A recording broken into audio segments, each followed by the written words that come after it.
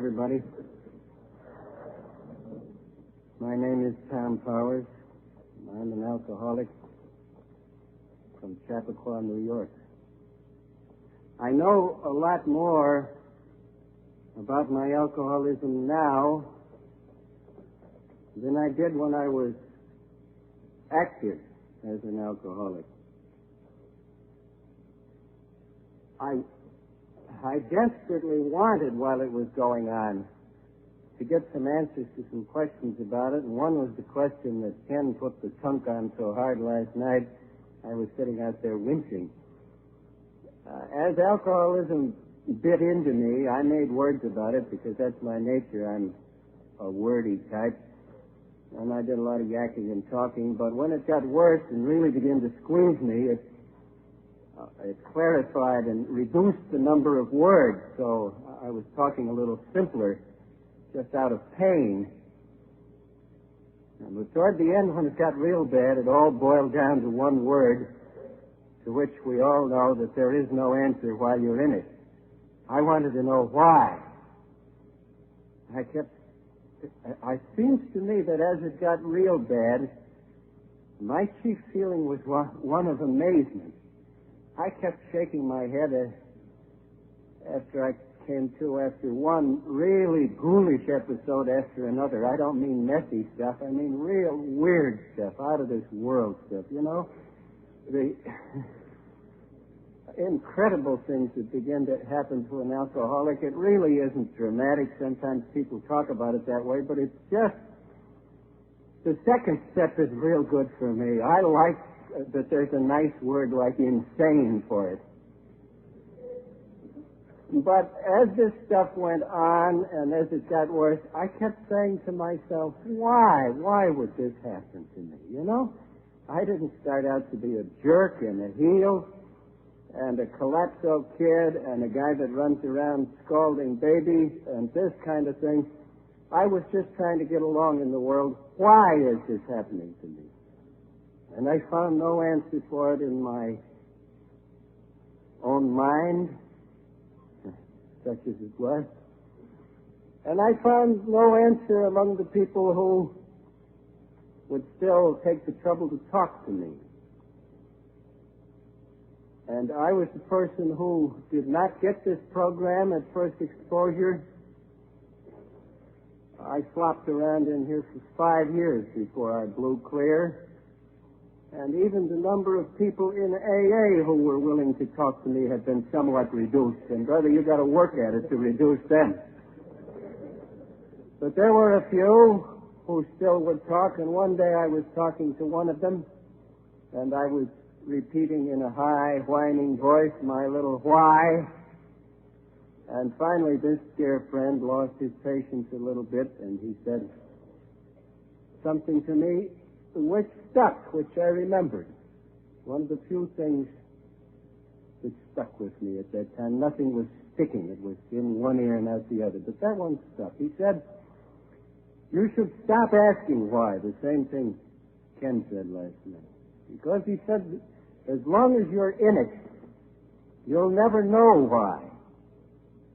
But he said, I'll make you a promise, based on my own experience, that of a lot of other people I've seen recover, and that is that if you ever get this program, and I'm one of the few people who still think you may one of these days, if you ever get this program, then sooner or later, I wouldn't say when, but sometime along the line, you will begin to get glimmers of why all this happened to you.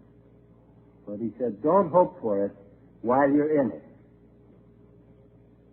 And that did some good things for me. It did shelve the why thing, and it shoved my remaining very thin mental activity over into an area that's much more productive, the area of what. What is this program all about, and what do I do to get it? And then when I finally did latch on, and when the program began to deliver what it says it will, first of all, although this is not an explicit promise, it's so obvious it's built into the program. It delivers sobriety, That came to me at last, at long last. I'm going to tell you before I get through what it feels like to be a failure on this program. At long last, the sobriety was mine, and if there was nothing else to it, that would be a tremendous thing in itself. But there's more. The program explicitly promises to return you to sanity, and man, if you've been crazy and felt it, that's a great thing. And I was clinically, officially crazy, and believe me, when the sanity begins to seep back a little at a time, a day at a time with lapses, but growing up all the time, that was a great gift. And then on top of that, this thing called a spiritual awakening comes along. As all of that began to happen to me, it kind of lit up my life, not only in the present, but in the past. I could see better what I had been, not only what I was. And as time went on, and as the power of this thing entered more deeply into my life, and I became, I believe, quite literally more deeply redeemed in the strict sense of the word, it was exactly like an influx of light, the light of consciousness, understanding. And as the man had promised me, a little here, a little there, I began to see why all this had to happen to me. Again, I wouldn't hope to offer any answers as to why, but for anybody else, but I would like to touch briefly in starting about what some of the things were in me that made me a sitting duck for addiction when I came into contact with this drug, alcohol. Because the thing that underlies the chief symptom, the thing that underlies the alcoholism, the runaway drinking, the addictive, compulsive, destructive drunkenness, is the thing that this program goes to work on. There are a lot of ways of stopping a rummy from drinking. You can put him in jail, you can put him in sanitariums, you can do a custodial job. The great trick is, what will make a rummy stop drinking and stay stopped and eventually be glad and joyful that he stayed stopped? That's the miracle here. And the miracle takes place because the power of this program works at a far greater depth than the symptom itself, the surface symptom, terrible as that is. It gets beneath the symptom of drunkenness and goes down into these deep whys and whats that are in all of us. You can't force it, you can't hurry it.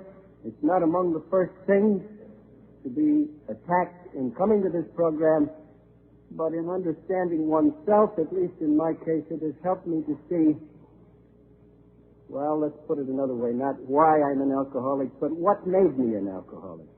Briefly, the thing that stands out in my life is this, as a prime thing that set me up for it. Somewhere between the ages of 12 and 18, I went through a process which, if I had to just put one phrase on it, I would call losing faith. I lost faith in three things that took place over a period of those years. First of all, let me tell you first of all what I mean by losing faith. I don't mean I ceased to believe merely in certain things. The common expression, I believe in you, in the sense of faith, is what I mean. If I say to Herman, I believe in you, Herman, I don't mean that I believe he's sitting there. It means I have confidence in you. I trust you. In that sense, I lost faith. I lost faith, first of all, in God, and that didn't feel like a loss. It felt like a gain. It felt real smart. I went to school, and I began to think I'm a smart guy. That's a hell of a piece of baggage for an alcoholic to be lugging. And I thought, I began to think about religion, and it began to look pretty corny to me. And after a while, I began to come to the conclusion that the smart people today weren't thinking that way. And I put it aside. I see now that this was a central and deep lost, but it did not feel like that. Then along the line, somewhere there was a loss. Following that, I lost faith, I lost confidence, I began to lose trust in people. Again, it didn't feel like a loss, it felt smart. I began to develop what I have seen since in very mentally ill people, and particularly in criminals. I began to develop a very sharp capacity to see what's wrong with people, and I began to lose the capacity to see what's right. It's a kind of a blindness in one eye. The left eye can see like a hawk, but the right eye begins to go blind. And I now see that this was the creeping in of a loss of faith in people. The result was, I'll tell you about the result in a minute. I lost faith in something else. Again, I think these things are connected. I finally, toward the time I was 17 or 18, I began to lose faith in life, just in the thing that surrounded me, the world, my own life. People, the whole thing began to lose meaning. I thought this was smart. I thought, how smart of me to see through this. How smart of me to see what jerks these people are and to get wise to them and to get ahead of them. And how smart of me to see that all of these fairy tales about some great good force upholding this whole universe is a lot of bunk, and that the thing really is a damn nightmare and a whirling chaos and a meaningless play of balls flying around in space. This is smart. But it wasn't smart. It's only smart way up on the edges, the outside part of something there. Down in here, something is dying when a process like that is going on. And it begins to send up a kind of smoke. And I believe, just my opinion, that any man or woman who goes this route of loss of faith and death of faith begins to breed fear. Now, I knew something like that was happening to me, but if somebody had challenged me directly and said, Powers, you are a fearful person, I would have denied it sincerely. What it felt like was just uneasiness. I did feel uneasy with people, shy. They didn't look good to me. And I felt uneasy, and I worried a lot about the details of my life. I would admit to that. And it was becoming a major thing. And I think, like a lot of the dark things in life which end up by being creative, it would have pulled me through as I grew older into some kind of maturity than I would have had in the normal course of events, a spiritual awakening. I think that's the way human life is designed by a wise creator who permits his children to run around and play games when they're young, but draws them back to the deeper truth when they get old. But about the time when that might have happened in my life, when the uneasiness, really to give it its naked name, fear, was beginning to bite me, I discovered the cure for it. Not the deep life cure, not the real cure, which, as we know, well, you can read it in the Scripture if you want it, but we in AA know it even if we don't get to the Scripture. The cure for fear is love. It would have been a long trip for me to learn that, but I discovered a quick cure for it, a chemical cure. You didn't have to wait years. It came in just a few minutes after you got the martinis in your belly. After I had a certain amount of alcohol in my blood, the uneasiness washed out of me just by magic. It made a difference in the way I stood, the way my back and neck felt. I just felt better all over. I could feel this tenseness that was normal letting go. And life, my faith in life began quickly, chemically, to be restored for the time being. And I began to have beautiful thoughts instead of nasty little snarling thoughts for the time being.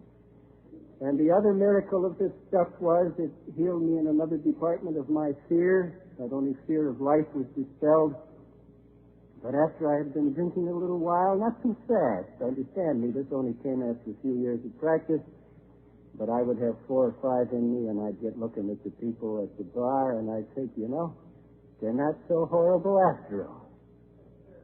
And then And after a while, 5 or 6 drinks, I say, by gosh, even the ugly ones are so interesting.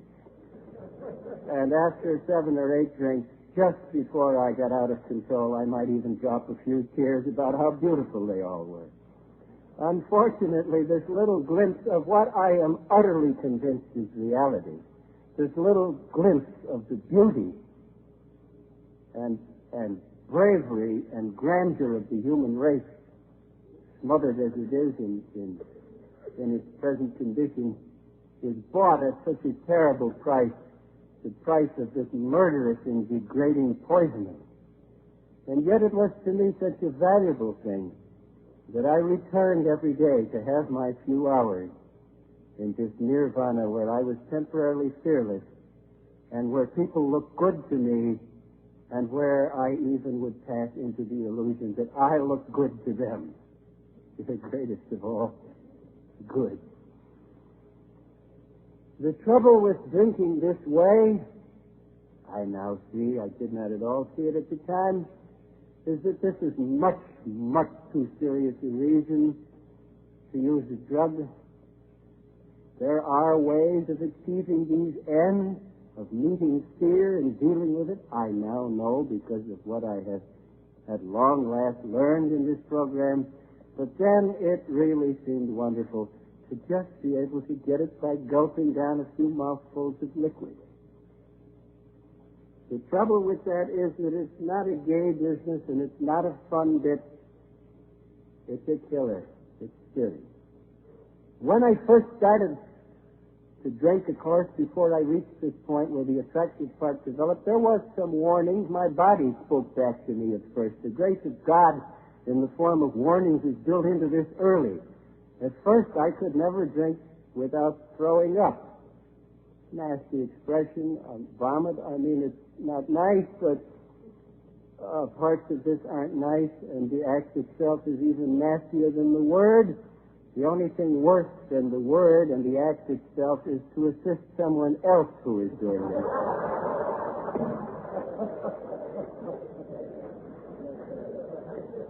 In the beginning, I used to sit down and drink my spiked beer very fast and get very drunk and give a few short, sharp yelps and then throw up.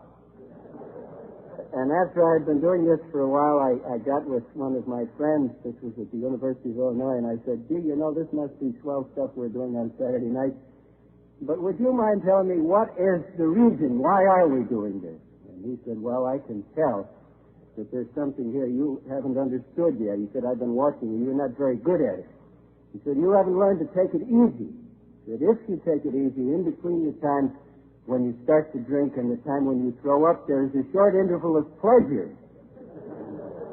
And this is what we're out after. I went through an initiate of that kind where I learned to drink without throwing up. I went through the period then of drinking for pleasure, which I take to be the normal reason for drinking. I guess I have no experience with normal drinking, but it looks to me like normal drinkers are drinking for pleasure. And then I made these discoveries that I told you about that far beyond the pleasure, there were these tremendous benefits.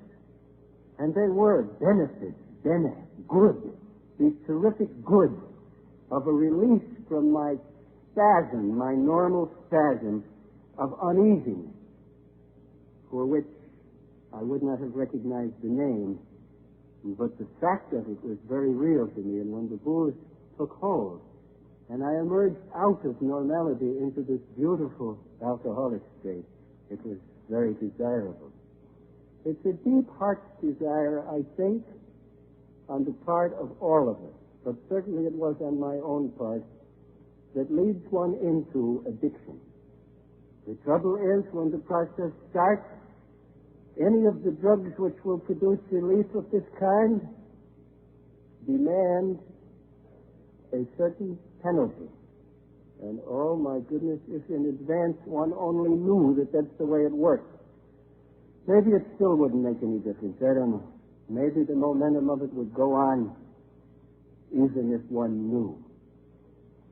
But the penalty is that in order to purchase this peace, this release, this slight glimpse, of what life and what people really are, this relief of the cramped ego purchased by the alcohol, which lets you out, and then wango does it grab you the next morning, because there's a hell of a reflex to it. The trouble is, in order to just keep even with that game, you can't use the same dose. You have to use a little more all the time. Here's a story that we all know so well.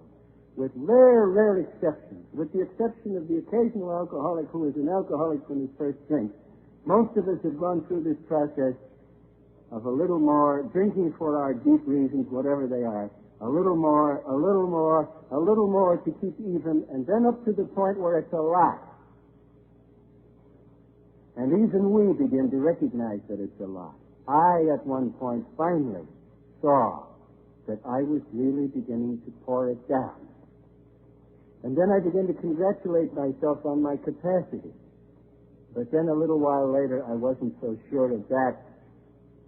And the voice of truth in one, which never dies, still would then begin to speak up to me and say, Powers, capacity or no capacity, it wasn't so pretty last night, was it, when we heaved all the furniture around in the front room and tore the telephone off the hook and threw it through the window because we're married to such a stupid dame.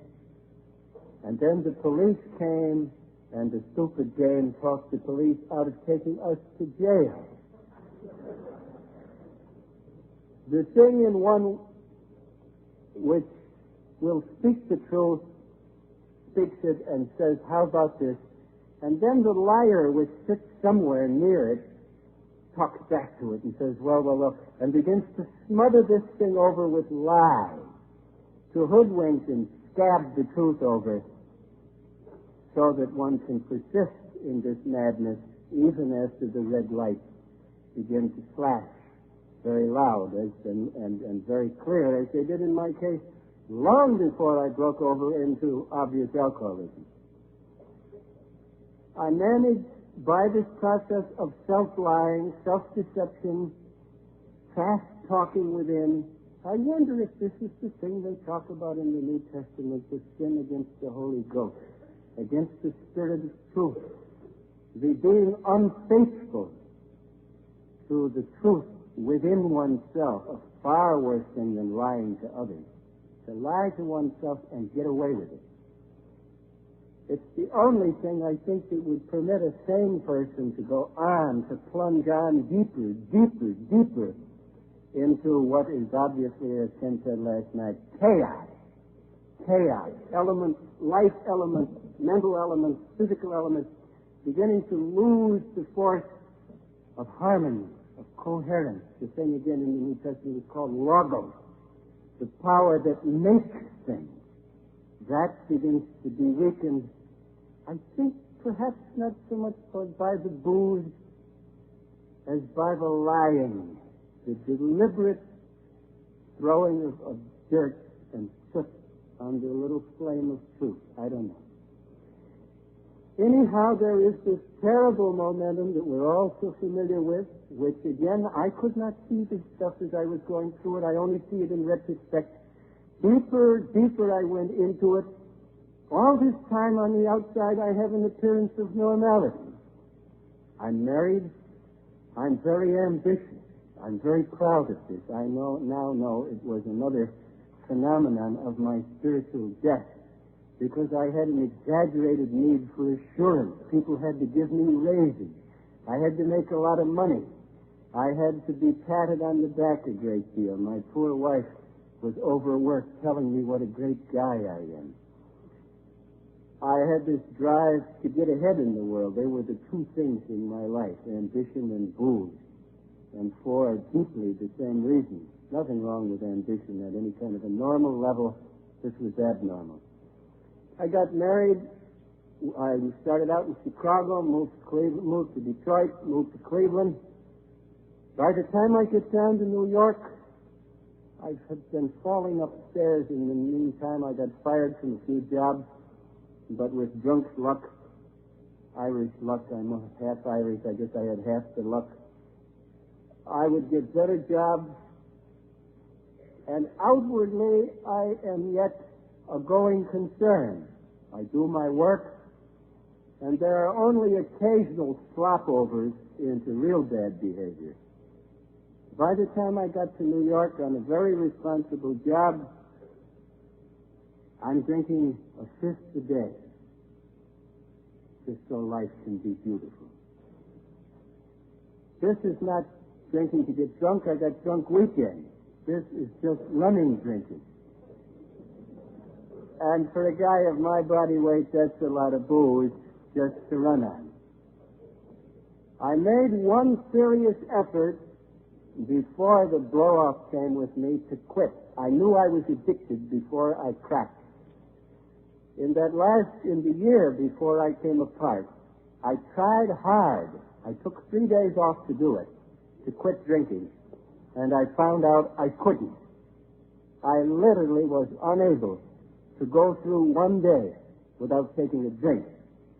And then I had a kind of a relaxed feeling about that. I thought, well, I'm a guy that's got to drink. And I went back to work to my quart a day or my fifth a day, and I drank for nearly a year after that until the whole thing caught up with me and the appearance of normality evaporated, and overnight one day, the first of a series of hard blows hit me. I did not become merely in an alcoholic crisis. I hit a thing where I went completely out of my mind. I was convulsive one day. I lost all control of my mental faculties. There were doctors on the scene. I was knocked out real good and deep with a couple of hard hypos. And when I came to, I was not home in my little bed. I was in a strange little bed, and there was a man sitting at the foot of the bed. And when I said, "Who are you?" he said, "I'm going to be with you for a few days." And then I looked up and saw the bars on the window, and I knew where I was. I didn't know which one it was, but I knew what it was. I knew I was in the nut house. At this point, I would like to say something, again, my opinion, but I think that this disease proceeds by a series of events which any alcoholic would do well to try to understand the nature of. I think up to a point it seems to be fated in its development. Maybe nobody could do anything about it. I don't know. It seems so in my case. Up to the point of this first real hard whack, I don't think God and all angels could have talked me out of being an alcoholic.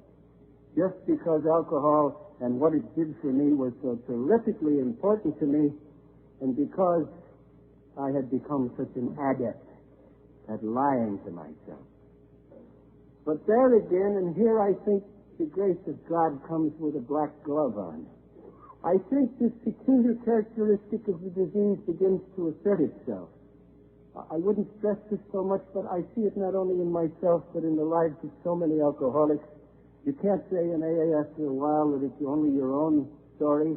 It's the story of alcoholism, because when you strip the details away, you can see some great universal things in this. And I think this is one of them. I could be wrong, just my opinion. But I think I see that this thing proceeds, when it gets bad, by a series of events, which, for lack of a better word, I would call crises. Alcoholic crises. A hard whack of one kind or another, and there are many different things that would precipitate this. This was my first major crisis. It believed me. It shook me to wind up in this nut house, because I wasn't in the drying out section, I was in the nut section. And they weren't at all sure what they had on their hands when I got in there. They weren't sure whether this was an alcoholic who was behaving nuttily or a nut who drinks. And I was mixed in with a bunch of real jumping jacks there for a while who were giving each other egg shampoos and drinking malted milk through their noses. And it occurred to me after a few days of being very disgusted with them that I was weeping every hour on the hour, and probably I belonged there. And there were a few days there, I would say perhaps 10, maybe 2 weeks, when my power to lie was reduced by the power of this crisis, and the truth spoke up in me, loud. And it says, Powers, this isn't a joke, is it? It isn't funny. What are we doing here? And what's going to happen when we get out of here? The crisis, though, is a peculiar thing. The moment of truth has to be met by something from the outside. I know what that something is now because finally I met it. It is what one finds in AA. I don't think AA has any corner on it. I think the history of the human race is spotted, and what's a better word for it? It blooms with this thing in spots wherever it's needed. But you can pass through a crisis, and the truth can speak, but nothing, there's no culture for it. It doesn't grow, and that's what happened to me in this first crisis. And after a couple of weeks, I got taken out of Group 4, which was the violent group there in the Hartford retreat where I was, and I got put in Group 1. That's where everybody's all puckered up to be normal again. This was a very high-bottom nut house. My company was paying for it. And in Group 1, you still had a keeper, but he went along and caddied for you when you played golf. And then the crisis began to abate and to pass, and I lost it. I was given a lot of hydrotherapy and psychotherapy and vitamins and TLC. You know what that is? That's tender, loving care. And under the influence of all of that, I was overtaken by the alcoholic's worst enemy, health. I began to regain my health.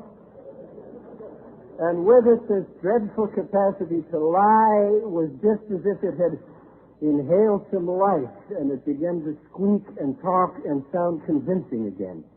And when the truth would say, well, Powers, it still has been a rum go. What are we going to do about it? The liar would say, well, we advertising people are the racehorse type. We have to have our nervous breakdown and all of this ridiculous talk at the level just above truth, where the liar would start. And when they sprung me out of there, the truth was hoodwinked again, and the liar was in the saddle. He, the liar, had decided not to drink again because they recommended it. But 2 weeks later, he had found some reason why it was a good idea that we should have a drink.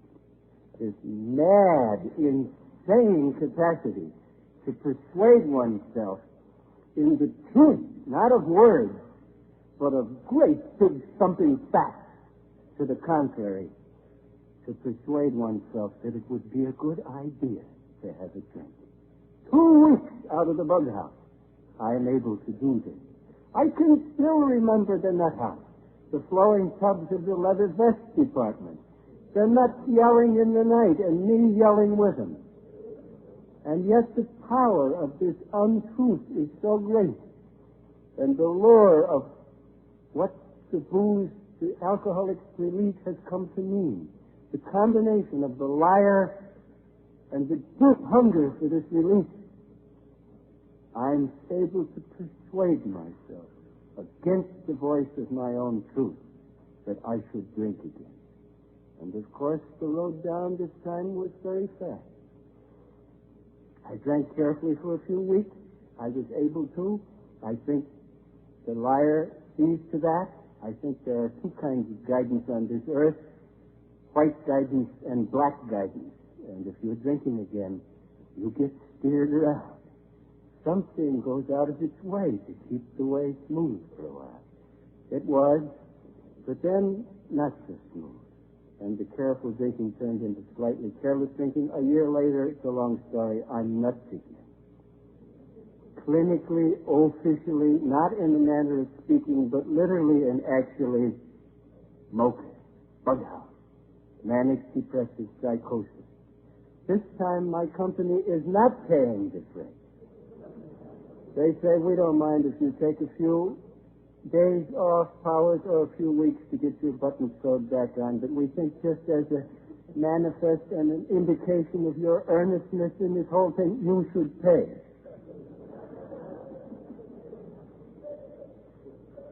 So I dug up a little cheaper snake pit to go through this time with my alcoholic manic depressive psychosis. just outside of Stanford where I was living, and they weren't so fleet with the TLC there. They went right after the bug house idea. They took the nut thing very seriously. They said, we'll talk about your alcoholism later, but we have a very encouraging treatment for nuts, and we think you should try it. Again, this thing is good for some yuck. In retrospect, at the time, believe me, there were no laughs at all. They said, we think you should take this treatment because it is unbugging a great many of our citizens. This is something which later on turned out to be a very serious and a very successful treatment for different kinds of psychosis, and I would not like any remarks of mine to derogate the treatment. It's shock treatment. It turned out to be, when they developed it later, a quite humane thing. Later on in the course of development, they would give it with electricity. They would put an electrode here with some grease, conductive grease smeared on it, another one here, stretch you out on a slab, 4 or 5 people get a hold of you, and they'd hit you a jolt with the electricity, you'd go into a shock. And the humane part was that if you started to go into the shock consciously, they'd hit you another belt with the electricity, and out you would go, and the shock proper would take place in blessed oblivion. But at the time I got shock treatment, they were still pioneering with it. They had not yet discovered electricity, and I was given shock each time with just short of a lethal dose of Metrazole in the vein.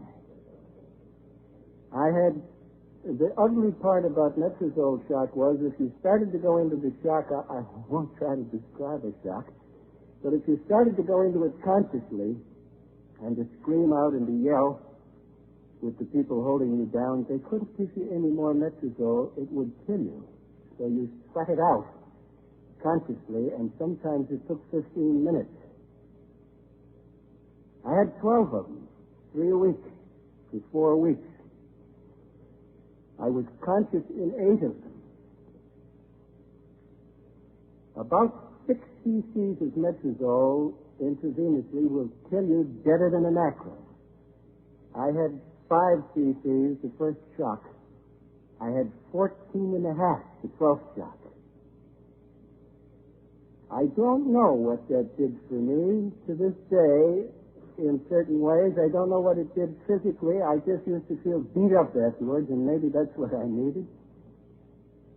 Psychically, psychologically, I don't know. There seemed to be very little to choose from as to the post-shock and the pre-shock powers.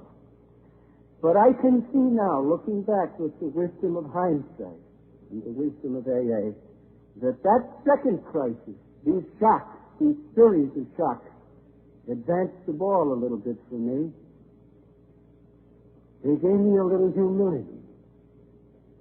I had to be carried into the last shock, not because I was sick, but because I was in such horror of the experience that I couldn't walk. And when it was over, and the doctor came around and said, shall we now, having treated you for your insanity, discuss your alcoholic problem? I said, yes, sir. Please, let's do. This thing cut me down temporarily to boy-sized pants. It utterly paralyzed the liar. And it had me talking right straight out of the front of my mouth, not out of the corner, for the time being. Again, the blessed disguise of the grace of God coming to us in the way of these seeming disasters.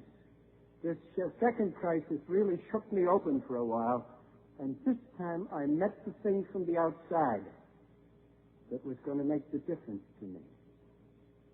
This doctor said, I suggest to you now, first of all, I must tell you that there is nothing we can do for you with regard to your alcoholism, but I suggest to you that you go over to White Plains and join a group of people over there called Alcoholics Anonymous. That they're doing real good things with otherwise hopeless cases, which we think you may be. And I said, no, that wouldn't be for me. And he said, why not? And I said, well, Alcoholics Anonymous was described to me briefly in the Hartford retreat, and as I understand it, It's got a God angle, right? And he said, yes. And I said, Sawdust Trail, come to Jesus, right?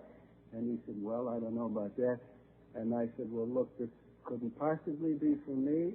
And he said, why not? And I said, it's because I'm so intelligent.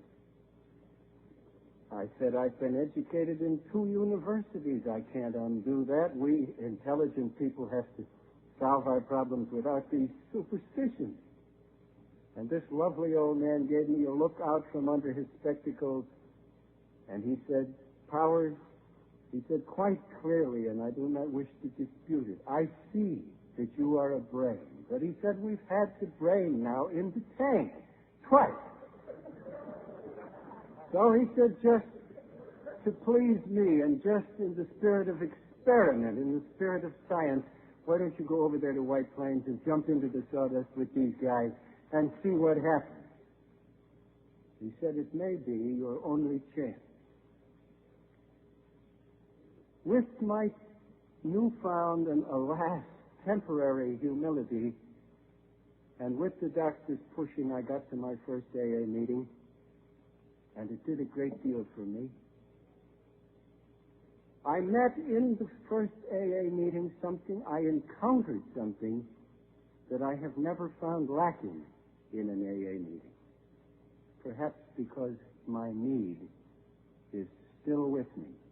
It is not that I was powerless over alcohol. I am.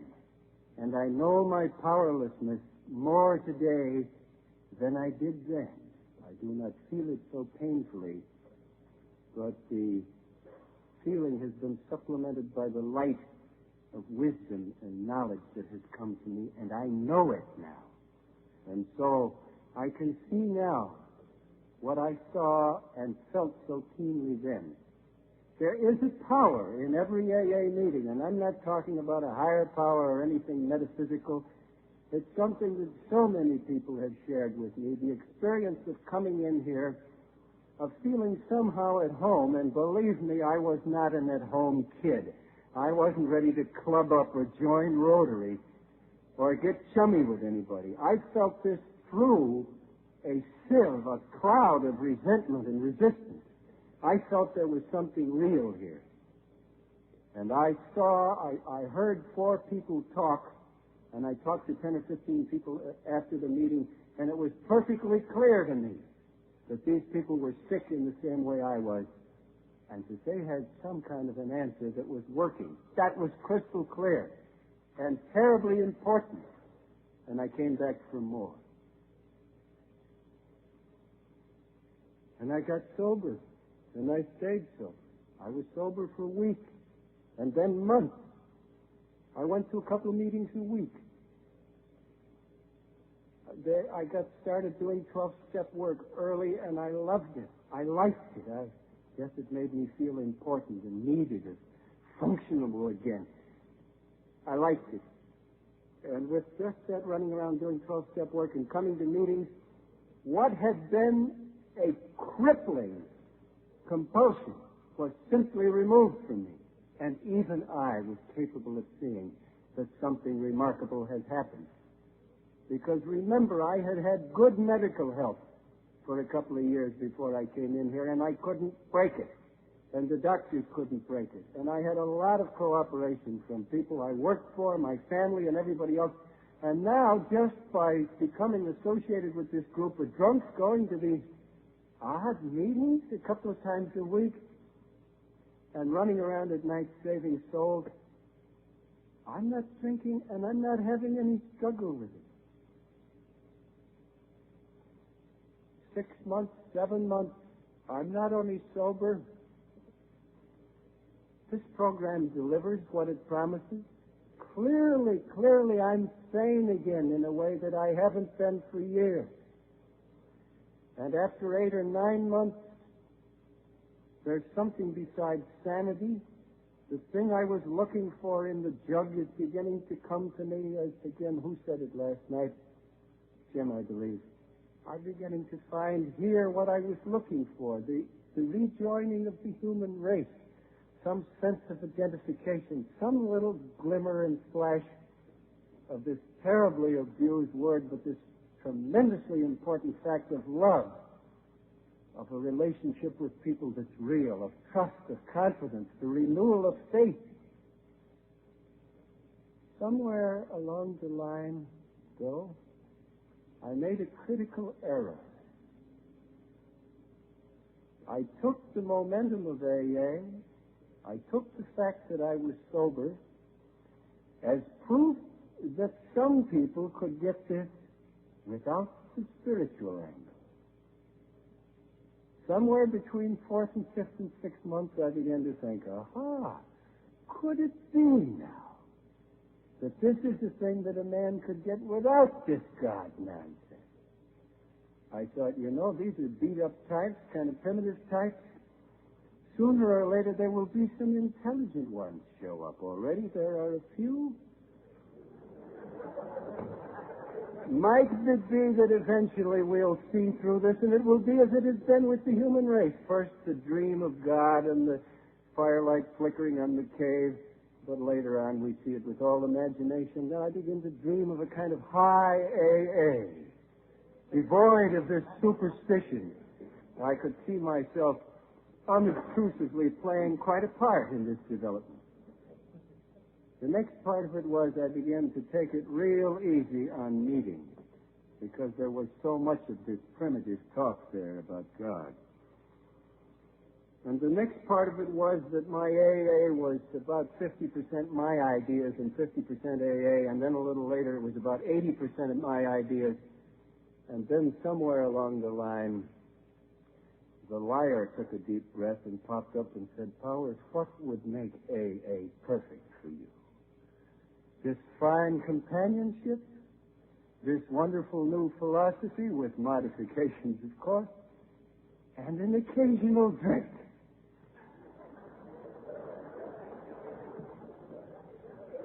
And if perchance it doesn't work, here's the clincher. What a clever dog the liar is.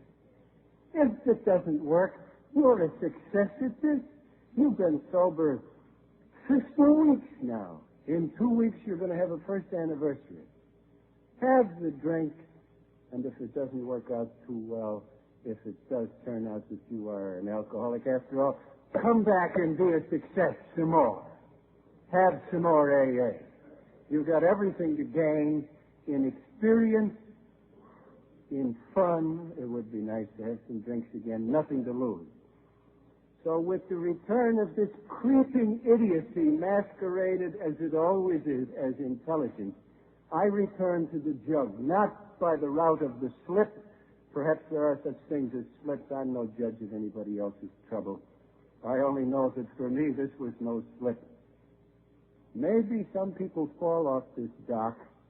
I had to jump a little bit. I knew what I was doing. I deliberately drank again. And then it went very fast. It wasn't a slip. It was a mess, and it didn't take a year. In 6 weeks, I am real nutty again, and the men with the minnow seine are on the horizon. And so I began now to implement my plan, and back I come to AA, ready to eat crow, all hunched up to be humble, and I'm sitting in the back of the room at another meeting, ready to renew my success in AA. And I'm thinking, well, in 3 weeks I can talk again, and I'll tell them about my slip. Only in 2 days, not 3 weeks, I'm drunk again. And this one I didn't plan. This one just happened in that ugly, chaotic, unorganized way that compulsive things happen. It just happened. And it scared the hell out of me. And I come back to AA, not so hunched up to be humble, but scared and kind of hopeful. And then 2 weeks later, I'm drunk again. And then 3 days later, I'm drunk again. And a month later, I'm drunk again. In the meantime, I'm not going to 2 meetings a week. I'm going to 4. And then I'm going to 5. And I'm still drunk again. And then I'm having little nervous conversations. One of them with Tom Burrell one day. And Burr, a friend of ours. And I look at him and I say, do you think it might have something to do with the higher power? Do you guys really believe in this? And they say, yeah, we do. And I think, God, maybe that'd do it. And I begin to make little experiments with prayer. Oh, they were funny, like Sputnik. Beep, boop.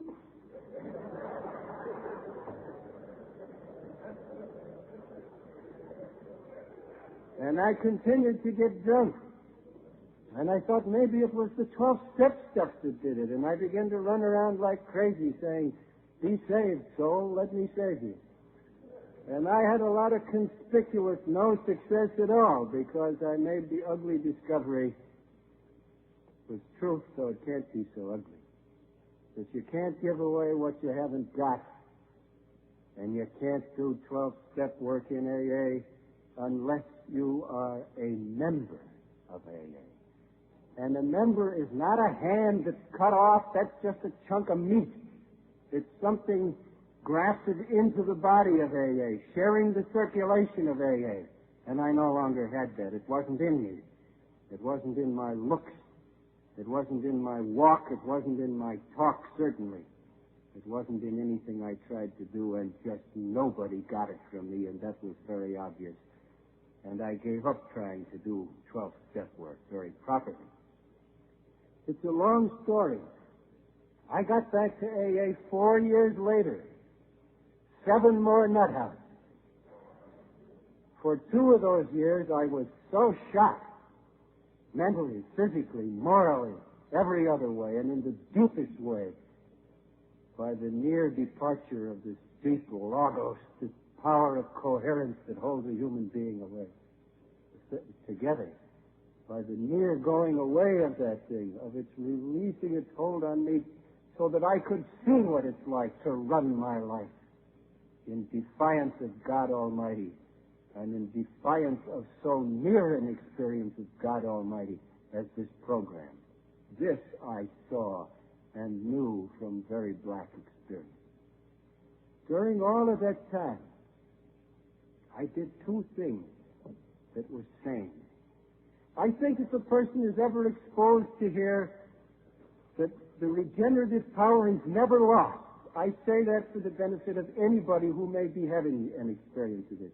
If you have ever tasted AA in any deep sense, I think that's a deeper thirst than the thirst for booze or for life itself. The thirst for decency, for renewed life truly at the human level.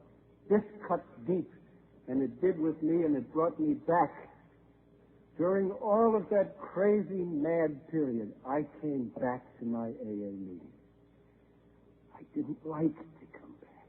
I hated to come back. I sat in the back of the room, not humble, not fearful, but hateful, listening to the speakers. I remember Burr one night. I said, Burr speaks very slowly. He'd been sober 7 or 8 years, and he was telling about it. And I remember saying, get it out. I'm a better man drunk than you are sober. This weird reaction, looking at people whose very sanity now became an irritant to me. God help us, I'm glad it's a minority experience, but those of you who have had AA and succeeded at it from the start can't imagine this dreary experience of having had it and then being on the outside looking in. What a mess. What a dreadful mess.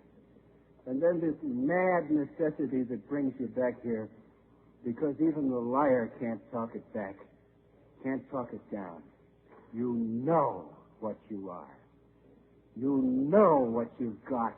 You know where the disease leads, and you know there's an answer here. And you come back. I came back. But it's sane.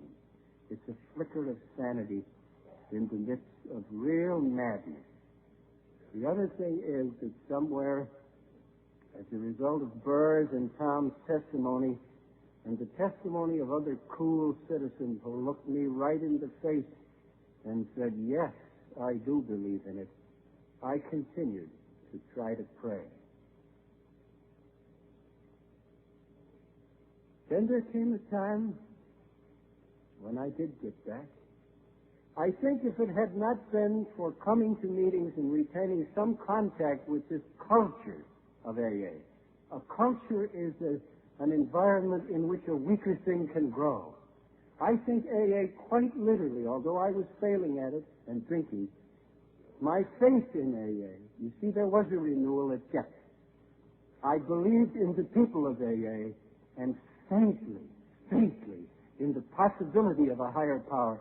That kept me alive until the day came when the grace of God, don't ask me why, nobody knows the why, flooded in on me again.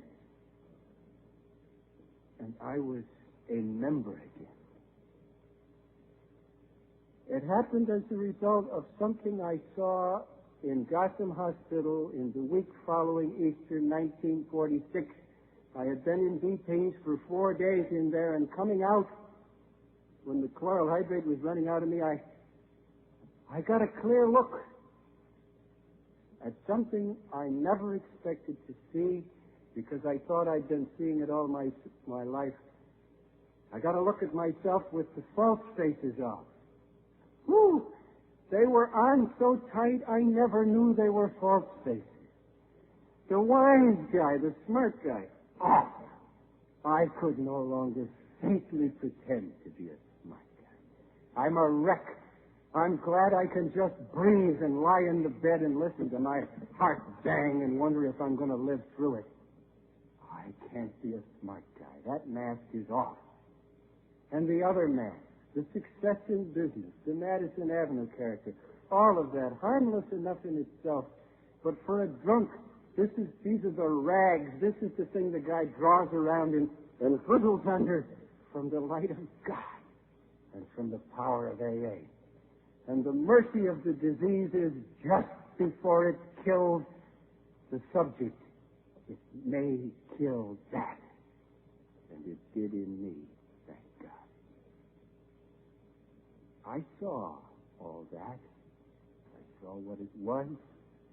I saw that it stood between me and the very plain facts of AA, not just the words of AA. Because in AA you get a little card with words on it, and they're very important. But you get hundreds and thousands of people who are living the truth, and that's immensely more important. And I had lived in this, and I had somehow been able not to see it and not to hear it. But now I saw that I was blind and deaf, and why? And I saw that this spiritual part, regardless of the words for it, is just plain true. And I let go by an act of will, I don't know, or by the power of God breaking my grip. I let go of this phony, dead, terribly unhappily and murderously self-centered old self, and I passed through something like a death and into what was left. And what was left was nothing very smart. It was something like a small child. But it knew, even then, what every small child knows. You don't have to sell a small child on God. It knew that everything I had heard in AA from the beginning about a higher power was just plain true. And it came creeping back to its meetings, rather hopeful. I didn't know that I would make it, but I thought I might. I had a 3-month jinx in all that period. I had turned into a short-term periodic out of fear. I never could get past 3 months, and now I did. 3 months sober, 4, 5, 6, and somewhere about 7 or 8 months, I hit a very frantic period. I could not endure to think of the fact that I might actually be making this thing again, that I might be grafted in to this society again, that I might be regaining my membership, that my circulation might be restored. It gave me the fits to think of it. I was so terrified of another failure. And that's when the 24-hour program was a godsend. I just lived one day at a time. And when the thought came up, is it or isn't it? Are you making it or not? I thought, God, Just let me live today. Don't let me think about those things. The simple power of this program, the immense life-saving power of a thing like living one day at a time. At last, I appreciated it. And then sometime, it was past a year, and I'm going to close now in just a minute. I sat in a meeting one night, and I was not raising the question with myself. For a few minutes, I was listening to somebody talk, listening, looking, taking in the meaning of another human being. I was receiving into myself the power that comes from being able to see and hear in AA. It's just as like a transfusion of literal blood because it means life itself. I was taken out of myself. I wasn't thinking of Tom Powers. I had a blessed few moments, as I've told me for a moment at first, of respite. I was genuinely interested in another human being. And out of that release, in that quiet period within me, suddenly it came to me, I am back. I am a member here again. It was a gift, the realization, not the answer to a question. I wasn't asking why. I just suddenly knew that I was back there. Not that I had it made. None of us have it made. But I knew that I was enjoying again for so long as of my free will I should choose to keep it. This utterly miraculous protection that we all share against a deadly and relentless enemy. And then there was just one great big why that I got an answer to, and I'm going to end with this. The one thing that seemed to me absolutely incomprehensible, I thought, how, after a year of sobriety, could I have gone these 4 mad, crazy, wasted, destructive years? Because I was 5 years when I dried up again before I got my physical health back. Believe me, they don't kill 2 fatted calves for the prodigal. You better do it the first time, or the second time it's on your knees, brother. I sweat hard coming back, but thank God, the thing is not how hard you sweat. It is that you are a member, and you are back, and you're on the way back.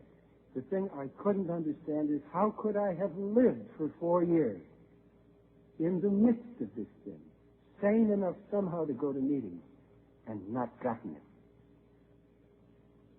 I got an answer to that. It was an answer for me. I don't know what it will say to you. On the advice of my sponsor, I began to do something that I had been advised to do many times by him and never done. Now I did it. I began to read a little bit every day, just for 4 or 5 minutes, in an old book, the Bible. And in there was a description of a little old spiritual group. They were starting up in a little hick section of the end of the Mediterranean there up north of Judea. And like all spiritual groups, some of the people who were trying it were getting it and some weren't. And some of the boys that were getting it went to the founder man, the head man, and they said, "What's with these guys who aren't getting it? What's the matter with them?" And he said a strange thing to them. He said they've got eyes, but they can't see. And they got ears, but they can't hear. And then he said to them, "But blessed are your eyes, for they see, and blessed are your ears, for they hear." And it came to me, that's my answer. That old saying, not an old saying, a timeless saying, an ageless saying, is fulfilled in my own very life. And I share the equally great privilege of seeing it fulfilled again and again in the life of every man and woman who finds his or her place in this beloved community of Alcoholics Anonymous. Thank you.